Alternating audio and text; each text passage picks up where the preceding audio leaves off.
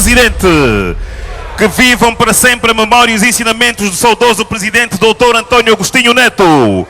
Com força do passado e do presente,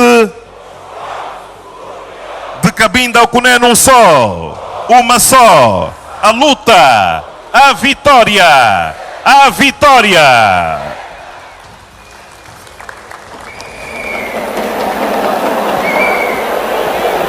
Distintos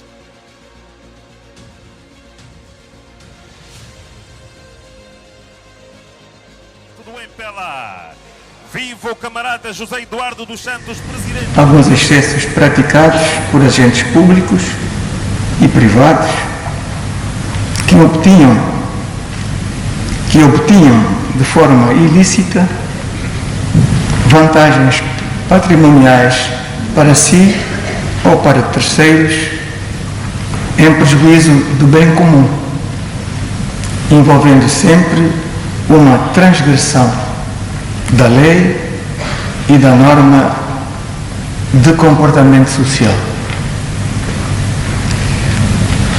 O nepotismo. Temos consciência de que essa não é uma tarefa fácil, porque vai encontrar pela frente interesses profundamente enraizados e pôr eventualmente em causa agentes públicos que colocam os seus interesses pessoais e de família acima do interesse público. Estamos em 16 de abril de 2019, quando José Eduardo dos Santos sobe a bordo de um avião da TAP, a companhia aérea portuguesa. Tem como destino Barcelona, em Espanha, depois de uma rápida escala em Lisboa. Não viaja na TAG é um facto. E é uma mensagem, que só mais tarde seria claramente entendida. Dos Santos partia para o exílio. Esta passagem do hemisfério sul para o hemisfério norte marca o fim da transição política. A partir daqui, a relação entre José Eduardo dos Santos e João Lourenço é o que é. Os dois homens estão definitivamente de costas voltadas. E por estes dias, Barcelona é um centro relevante da oposição ao executivo angolano. O que também não se sabia nessa altura, apesar de dizem que João Lourenço tudo terá feito, incluindo deslocar-se pessoalmente ao Miramar para dissuadir o presidente emérito do MPLA e ex-presidente da República de Angola a não deixar o país num avião da TAP.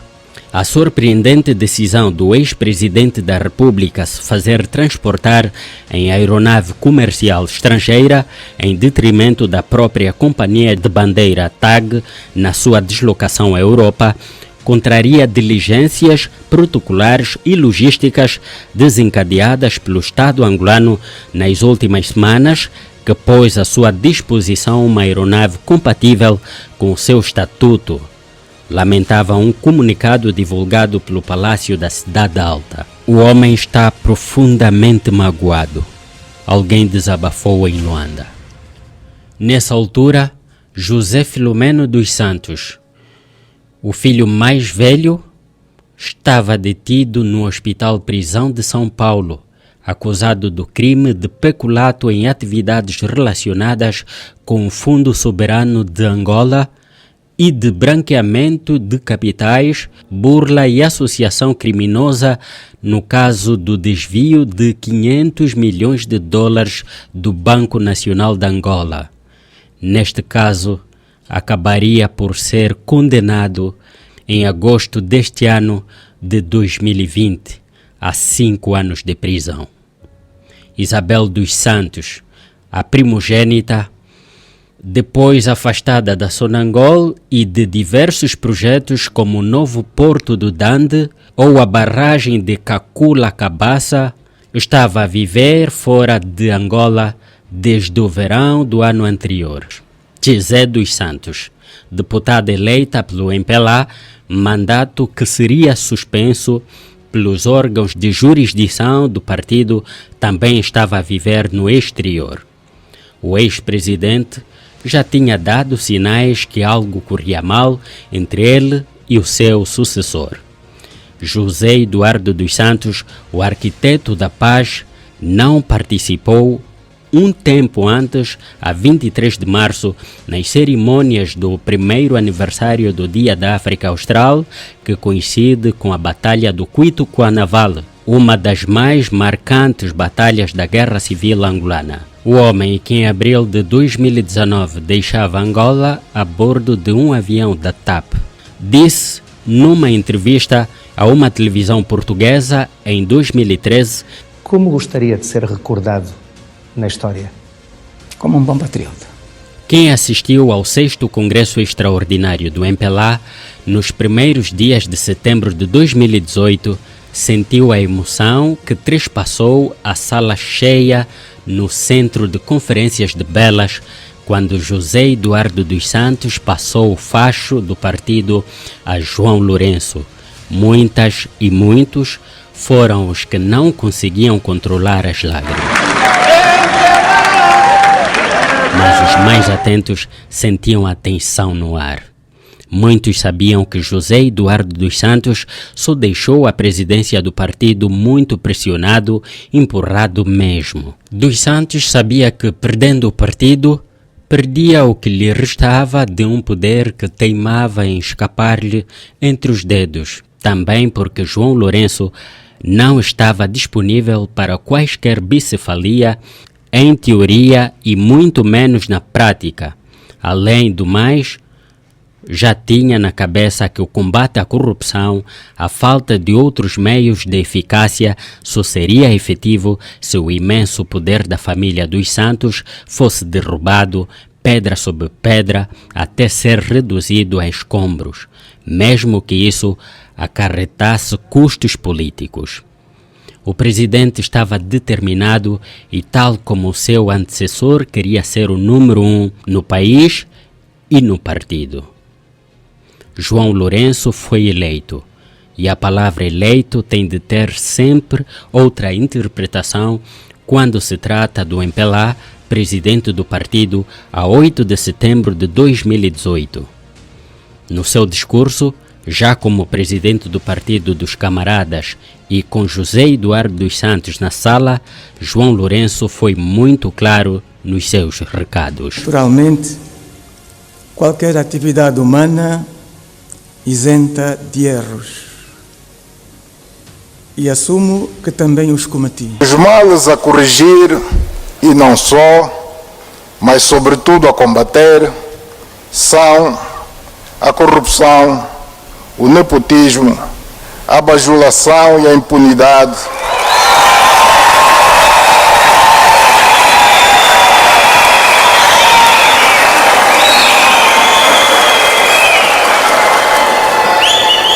A bajulação e a impunidade que se implantaram no nosso país nos últimos anos e que muitos danos causam à nossa economia, afetam a confiança dos investidores, porque minam a reputação e a credibilidade do país. Estes males apontados aqui são o inimigo público número 1, contra o qual temos o dever e a obrigação de lutar e de vencer.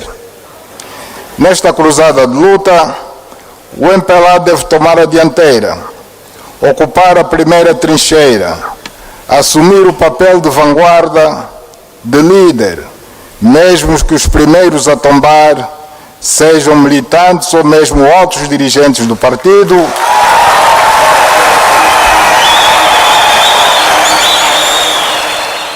A partir de então, o presidente é o M, e o M é o presidente. Para o bem e para o mal, apesar do programa sufragado nas urnas em 2017 ser o programa do MPLA de José Eduardo dos Santos. E o partido começava a mexer-se e a remexer-se para ficar mais à imagem do novo líder. A subida de João Lourenço a presidente do MPLA, a grande incógnita do 6º Congresso Extraordinário, passou, um tempo antes, sobre quem iria ocupar a vice-presidência do partido. Vários foram os nomes especulados, mas o novo líder propôs 2 listas, ambas lideradas por mulheres, uma encabeçada por Luísa Damião e a outra por Carolina Cerqueira. Fez-se a votação e saiu vencedora Luísa Damião, e como secretário-geral do MPLA surge Boa Vida Neto, um eduardista recuperado para as hostes lourencistas. Mas não durou muito. Numa entrevista a um semanário, Boa Vida Neto não conseguiu trair aquilo em que acreditava. Por ele, e de uma forma geral, todos os crimes de corrupção relacionados com os membros do partido estavam ao abrigo de uma lei de amnistia assinada por José Eduardo dos Santos uns meses antes de sair do poder. As palavras do secretário-geral caíram mal e também porque contrariavam os discursos do presidente da República e do partido. Boa Vida Neto acabou por cair e ser substituído após o 7º Congresso Extraordinário do partido em junho de 2019. Congresso que foi marcado pelo alargamento do Comitê Central do MPLA, com mais de 134 militantes, a maioria 61% com idades inferiores a 45 anos. O Comitê Central passou então para um total de 497 membros. Depois do alargamento do Comitê Central, também o Birô Político foi alargado, integrando cerca de 70 novos membros e entre eles alguns com cargos no governo, como Vera Daves, Marci Lopes ou Laurinda Cardoso e Sérgio Luter Riscova, na altura governador da província de Luanda. Neste 7º Congresso Extraordinário, ouviu-se pela primeira vez falar do Plano Integrado de Intervenção dos Municípios, PIM. O MPLA é uma máquina forte. Usa a mesma receita, mas acredita que o bolo vai sair diferente porque usamos uma colher nova para misturar os ingredientes. Porque se nós olharmos para a estrutura e o modo de agir do MPLA, é o mesmo. O MPLA atua assim desde sempre. E por isso é que eu fazia referência a todos os comunicados do Birô Político do MPLA. Aquela mensagem foi feita durante o tempo de Agostinho Neto, foi feita nos 38 anos de José Eduardo dos Santos e continua a ser feita hoje. Aquilo parece copy-paste. Eu fecho os olhos, eu sei de cor e salteado. O Birô Político se revê, se identifica. Aquilo já é uma coisa estática. É que não há inovação. Portanto, não há dentro do MPLA a cultura de debate político. Não há confronto de ideias. O que há é uma corda, uma corrente em torno do presidente. Independentemente daquilo que o presidente achar, é o que será.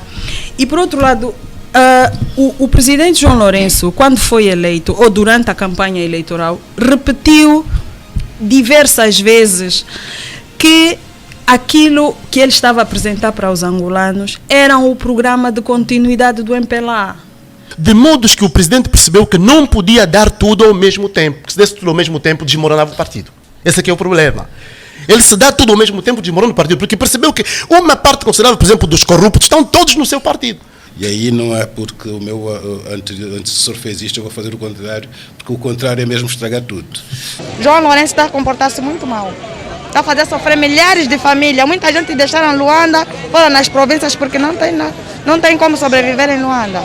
Acho interessante a capacidade de separar o presidente do resto do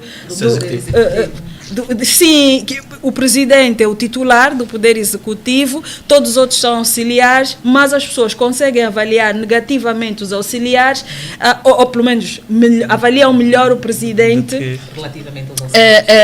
relativamente aos auxiliares. Isso é interessante.